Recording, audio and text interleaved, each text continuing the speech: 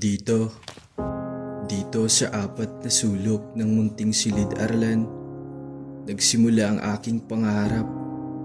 Pinagmasdan ang mga obrang nalika, katibayan sa paghihirap na pinagdaanan. Gawang maipagmamalaki sa pader isinabit, hanggang tumigil ang aking paningin sa isang pamilyar na likha. Takot, balisa, at hindi mapaali ang naramdaman sa unang araw na magbabago sa aking kapalaran. Suot ang uniforme ng aking pagkakakilanlan.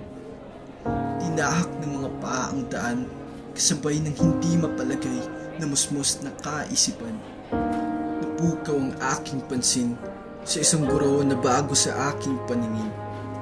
Napagmasdan ng aking mga mata ang isang karatula ng paghihikayat sa pagpili ng hakbang tungo sa iyong pangarap. Walang kibo ay nagising ang aking ulirat ng kanyang salita ng pag-anyaya. Pumasok sa silid ng unang pagsubok na aking pagdadaanan. Susubukin ang bawat kakayahan upang ganap na mapabilang sa programa para sa paghahasa sa larangan ng sining. Sa isang kapirasong papel, nagsisimula ang aking magiging hamon. Ang pagguhit ay kakayahang inialay ng buong puso. Sa bawat linyang iginuhit, katumbas ang katatagan ng loob. Lagpas-lagpas man ang kulay, taas noon ay pinasa ko ang aking gawa.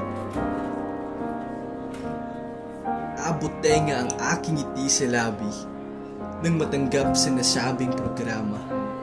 Habang tumatakbo ang oras, ginabayan at tinubog ng aking guro ang aking talento at kahusayan. Sa bawat aral at kanyang turo ay tila direksyon na aking tinatahak sa pagunlad ng aking pagkatao. Pakurba man o tuwid, balyo na kumakatawan sa liwanag at dilim ng buhay. Ang bawat kulay ay sumisimbolo ng ganda sa pagkakaiba ng bawat isa. Dumating ang pagkakataon. Isang balita ang bumungad sa akin. Sa pagtitiwala ng aming guro, napili akong kinatawan para sa paliksahang poster making. Langit ang nadarama ng aking ina sa aking ibinatin. Sabay ng kanyang taos-pusong suportang dadalhin ko sa pagsabak sa patimpalak. Ito ang unang paligsahan na aking sasalihan. Sa isip ko'y, makakaya ko ba ito? Subalit, sa una kong pagsali, naramdaman ko rin ang aking unang pagkabigo. Malayo pa ang aking lalakbayin. Marami pang mga pagsubok ang aking pagdaraanan. Isa, dalawa, tatlo, hanggang ilan pang kabiguan ang aking matatamasa. Muli na namang sinubok ang aking kakayahan. Isang pag-anyaya ang aking natanggap mula sa aking guro na sumabak muli sa isang paligsahan. Dulot ng naging karanasan, may pagtanggi sa aking isipan. Subalit, ang magagandang salita na kanyang binitawan ang nagbigay sa akin ng pananabik at kagustuhan. Ang bawat pangarap ay may kaakibat na hadlang. Nag-iba ang ihip ng hangin.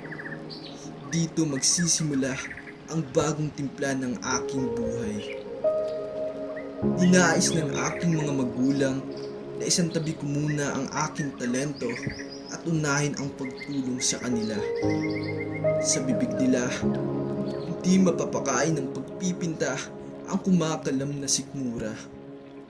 Tanging hangalang ang nangangarap ng mababa. Masakit man ang sinabi ng aking ina, ay isinantabi ko ito. Pinagugutan ng laas at patuloy pa rin nangangarap. Ang buhay ng tao ay isang biyaya.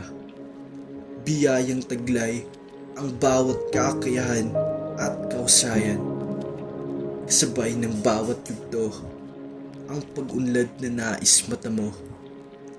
Isang bagong binhi na nangangailangan ng pag-aaraga at pagpapayabong.